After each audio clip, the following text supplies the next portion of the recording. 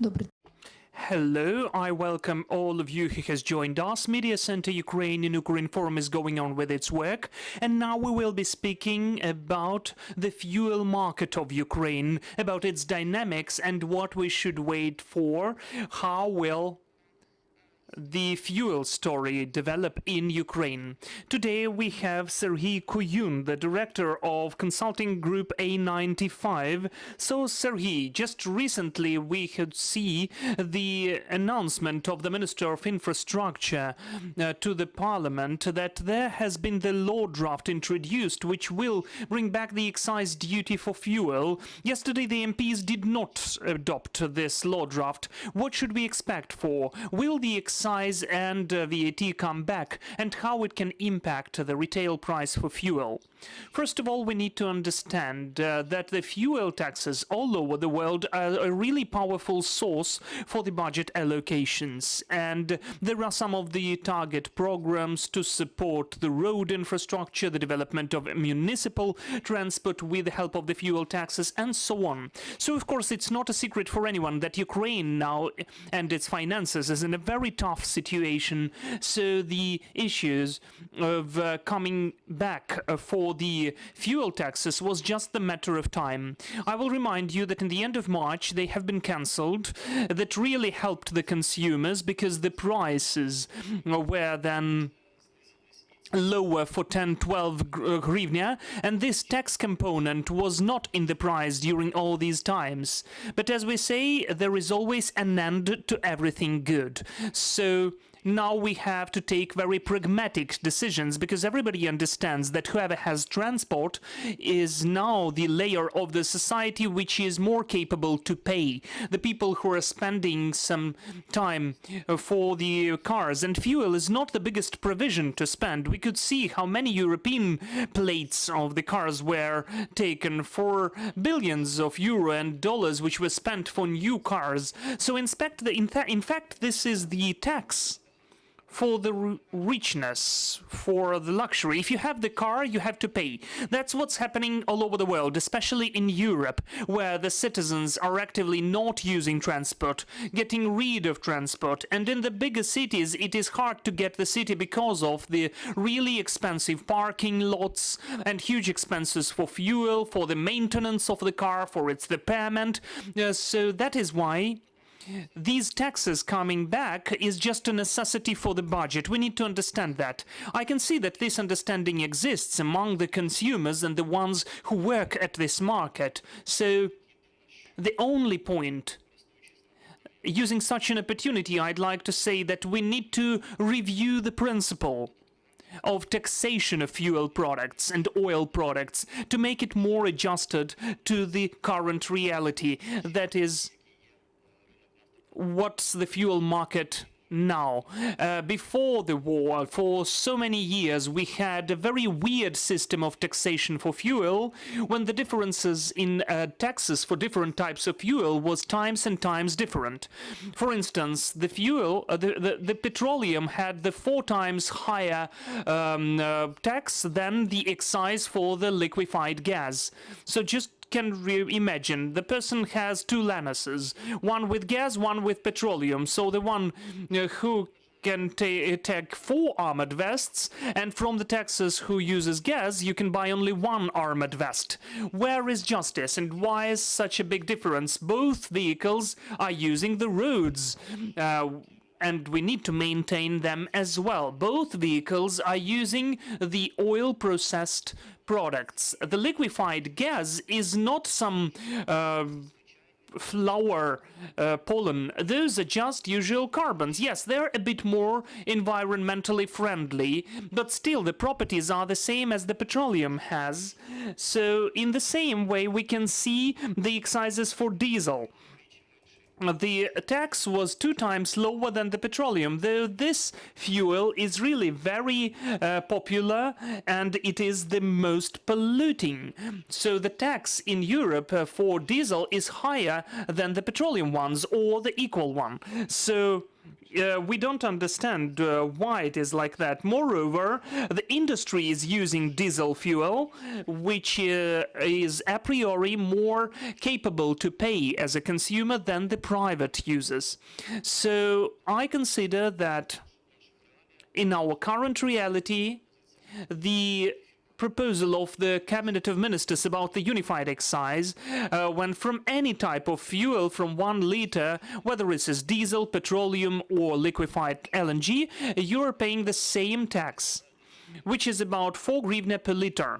4 hryvnia per liter today is 8% from the price of petroleum or diesel fuel, and a bit more than 10% for liquefied gas. So this is not such a huge tax burden. Before the war, we had the tax burden for petroleum about 45%. This was excise and VAT. So I can see that the government is still considering the situation which we have now, that the industry and the private consumers have very restricted opportunities, and this tax is not high. The thing that it is unified is more fair and just. It's not high, I would reiterate. So I consider that it is not too high, and so it will not lead to the increase of the price. Moreover, we see that yesterday there were really nice piece of news that Brent oil went to the $92 per barrel. The same will happen with the prices of the oil products in the world market. This will be the decrease of the prices, so it's a very nice moment to introduce those excise duties, and it won't be that noticeable for the consumer. There won't be this jump in the prices at the fuel stations, though of course we will see it later. So the war is in the country. We need the money. Ukraine needs money, so there can be any other option. Especially, I'm really amazed when people say that they're so poor and they still bring 300,000 of vehicles from Europe, $10,000 per each. So I think that this is the balanced solution. I think that taking into account such a convenient conjuncture, this tax could be higher, but the government decided to begin with a slow tempo and then to see. So whatever it was not voted and it was not introduced into agenda, as far as I understand, there are some other issues to solve. So I think that there will be the discussion at the Financial Committee about this duty, and I think that this law will be adopted in this or that way, maybe a bit later. So we understand that, in fact, excise duty will come back. This is the necessity. But if we speak about the VAT, what about VAT? What's your opinion about that? Will VAT come back? And how quickly will it come back? Well, you know, there is a discussion among the participants of the market, professionals, about the rates of excise duty. How much should it be? Should it be unified or still not? And what we are all agree with, that the VAT cannot come back to 20% in any case. Why? Because this tax is the most criminalized. Even before the war, it used to be the main tax, with the expense of which we had the violations of the participants of the fuel markets. I mean, some of the trade at the fuel stations with the fake receipts, the fake documents, which allowed this tax to be optimized with these fake incomes and so on. And today I'm communicating a lot with the participants of the market, and they said that they'd never paid so much of VAT as today. When it is 7 or 8%, it is easier to pay than to take risks and optimize it and to create some dangers for yourselves, to have some claims from the taxation service later. So that is why we can see that the offers, there is no such a proposal from the government. Now we have 7% of VAT, and nobody is even speaking about 20%. What about the world partners with the EU? we do understand that the excise duty in the amount which was offered by the Cabinet of Ministers is much lower than in the EU countries. Do you understand that we will need still to increase it to the level of the European countries? Here we need to understand that, yes, really, Europe has its own scale of taxes. They are really in a broad range. The minimum level for fuel is 350 euro per 1,000 liters. We have 100 euro, which is offered. There are some taxes, it seems to me, in the UK and the Netherlands, up to 1,000 euro per 1,000 liters. That is almost 1 euro per liter. 37 hryvnia is 1 euro. So 37 hryvnia used to be the tax in England per petroleum, for petroleum. So what, and we offer 4. There is the difference between 4 and 37. So what is the tax, the fuel tax? Why are they so high in Europe? Because they have the high income there. They have something to pay with. And we cannot, with our profits, with the incomes of our population, we cannot introduce the European fuel tax. As far as I understand, the Europeans understand that as well. But they do not understand the only thing, why we have a zero tax. We don't have excise duty now at all. And there was the 2-month queue with hundreds of thousands of vehicles which brought... don't you have money? You have the money to buy vehicles, but you don't have money to pay taxes. That's what they don't understand. What else they don't understand is why our Naftogaz, about a couple of months ago, they silenced the topic and they did not give the money to procure gas. As the insiders tell me, both Europe and the US told, our taxpayers will not pay for your rich guys for hundreds of square meters of their buildings to buy gas 8 hryvnia per cubic meter. Why do we have to do that? So the taxation and tariffs issues of fair and market tariffs is still very acute. So the comeback of the taxes is totally complying with the needs of the partners. The partners understand the more we gather in the country, the less they will have to help us. So they're pushing us and showing us where this money can be taken from. I do not believe that in some future there will be some level of taxes achieved that it won't be compliant with the profits of the citizens. But we can do that by the motor oil market. We can unify the taxes. We can do more thanks to that. They say a lot that as for LNG in Europe, they have really low taxes. So we should have the same as well. Well, I'm sorry, but in Europe, the consumption of LNG is 0.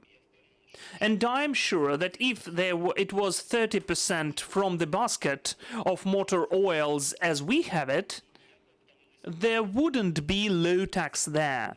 This is the law for the tax for richness. You are polluting the air, you provide noise burden and so on, so you have to pay.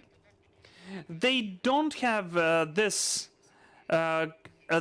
tax because they don't have consumption. They tried to stimulate that with the low tax, but the Europeans don't want to install new equipment into their vehicle and to pay thousands of euro to maintain it because their service is very expensive. They don't understand why they need it. Our people are simpler. They did it, and now we are the leader on the consumption of liquefied gas in the world.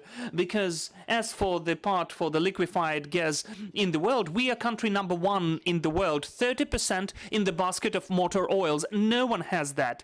As for the volume of consumption, we were in top 5 of the biggest consumption in the transport in the world before the war. But of course now, unfortunately, the volume have substantially decreased for the consumption for 30 or 40%. This is our preliminary assessment. So our position is weaker now. So looking at this unification of excise, where we can take more, where we used not to take from, we can incentivize and what's also important here, to administer this tax.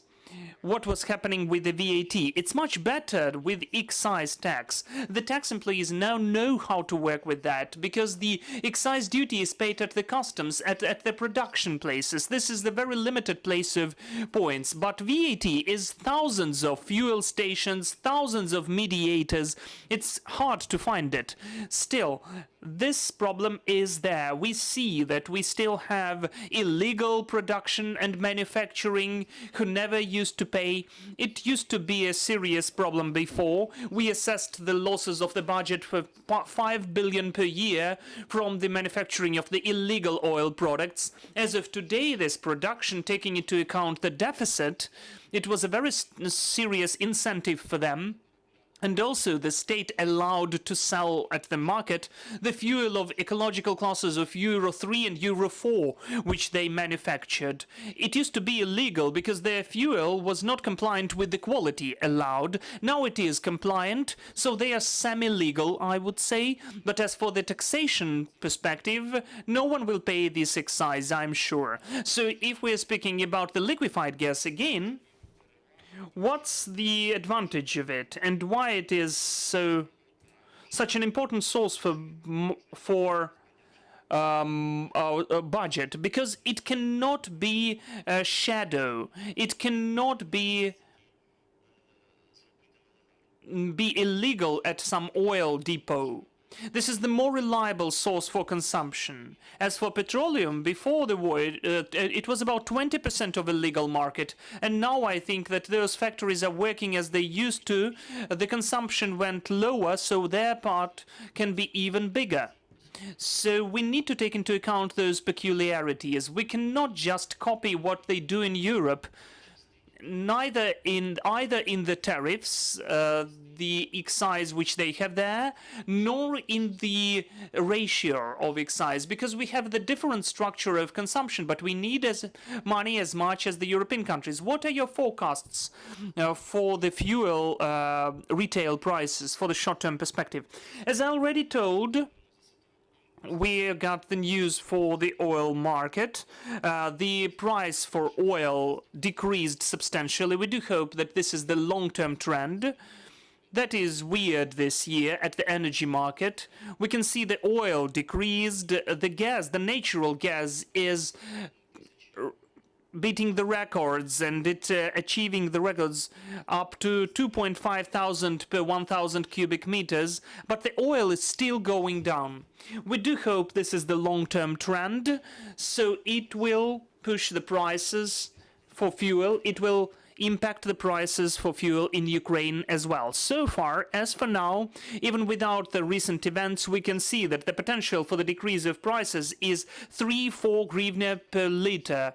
As for petroleum and diesel, the same as about the liquefied gas. So if the excise is introduced, we will see this decrease 3 to 4 hryvnia in a week or maybe in 10 days. But if the excise is introduced, then this potential will be covered and we will just get the same stable price. There won't be increase, but there won't be decrease. If the decrease is going on at the world market, we will see the decrease of price even in spite of the excise introduction. As for the liquefied gas, someone of the experts said that this price will take place only in summer. And when the autumn begins, the price will go up. It will, in fact, grow. Can you comment upon that? I think that we're speaking about natural gas, not... It has this seasonality. Because we don't have, in fact... We can see that because of the war in Ukraine, this tendency is not working. Everything went upside down. No, it's not about condensed or liquefied gas. It has seasonality. It is less consumed in winter, but still it has become a usual type of fuel. So it does not respond that accurately for seasonality as the natural gas. Dear colleagues, are there any questions, please? Thank you.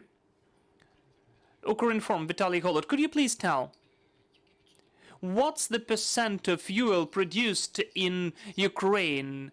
Did these parameters change in the last months? Unfortunately, we need to state that the production and manufacturing of at least legal fuel in Ukraine stopped. We don't have it.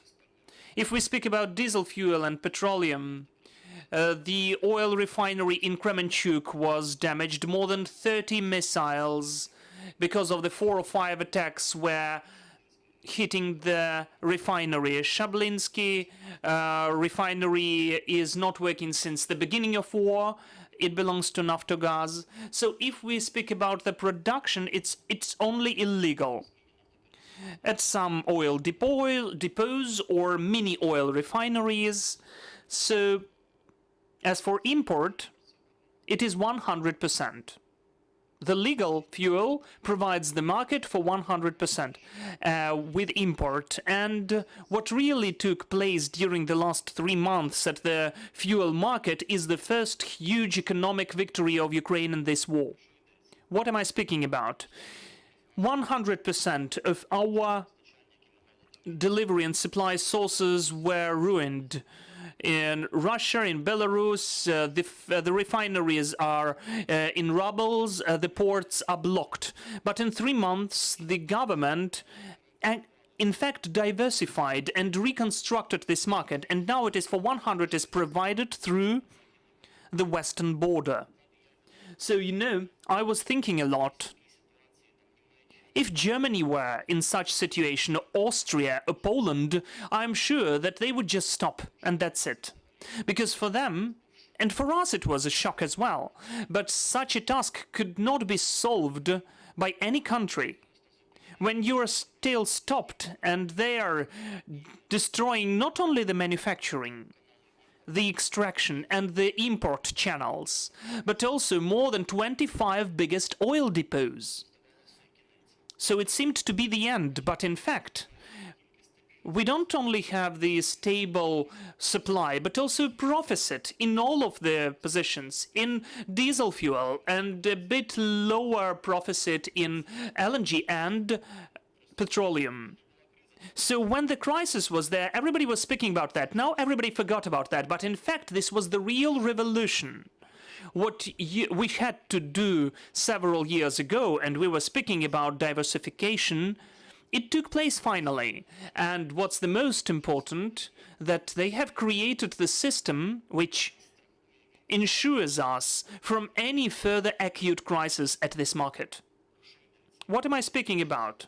That today, for instance, what's the difference? Not only in the geography of supply, but that 50% of the fuel is being supplied by vehicles. Before the war, it was 0.5%. We almost didn't have it. What's the automobile transport? It's not only flexibility. It's also thousands of cars, thousands of vehicles. The Russians don't have that many missiles, and every vehicle is working every day. So the life made us create such a system, and it is not only reliable because of diversification, but because of the transport provision, because we have a very complex logistics now. And of course, we cannot say that that's it, we decided and solved the issue for 100%, because it's the war. And the adversary can aim this infrastructure as well, both the transport and oil product provision infrastructure, but whatever is being constructed and created now, there can be some complications which are temporary, but just to stop it fully and to leave us without fuel, I can't even imagine that. Because there are some of the contacts and contracts. Everybody knows where to rush for, why to rush for, and so on. And besides that, in July, 355 importers of diesel fuel were. Before the war, we had 70 of them. That is the 5-time increase of increase of operators. Every day, each of them is working on fuel delivery. As for me, all of that creates the maximum efficient system of delivery which can at least exist. Any other questions? Yes, one more question. Could you please tell, we don't see the deficit of fuel. is it provided by the deliveries, or still people are buying less of fuel, of petroleum, of gas? Thank you. Both factors took place because, as I already mentioned, the consumption decreased first 30 to 50%. We can see the biggest decrease for liquefied or condensed gas. According to the preliminary assessment, diesel lost 35%, petroleum 40%. Of course, we need less of it, so it's easier to deliver such a volume. But if we speak about the pre-war volumes, then of course it could be hard. But now we have such a market, so though we have the potential for further growth, especially, in my opinion, the main potential is in the opportunities of Ukrainian railways. I can see that they have the opportunities to work more efficiently, to provide more, to deliver more. They are providing some progress. They have changed a lot in their work, but the rolling stock which they have allows to work even more efficiently. We do hope that they will use their potential. Besides that, of course, the consumption is lower, and the government opened the market for anybody. 355 deliverers and suppliers witness that it worked. When everybody could go and take fuel and to bring as much as they needed. So yes, this is also the consequence of a very hard decision of the government not to use state regulation of the prices, but finally it worked. People tend to forget about that, but we remember in the beginning of the crisis lots of people said, let it be 100 hryvnia, but at least it is available. So we have it. And the price, after the market is saturated, we can see that the price began to decrease, and now it's very close to the parameters of the additional price for the trade which we had before the war. Thank you. I remind you we had Sergei, Kuyun, the director of the Consulting Group A95. Dear colleagues, thank you for staying with us. So we believe into our armed forces and we go on working for our victory.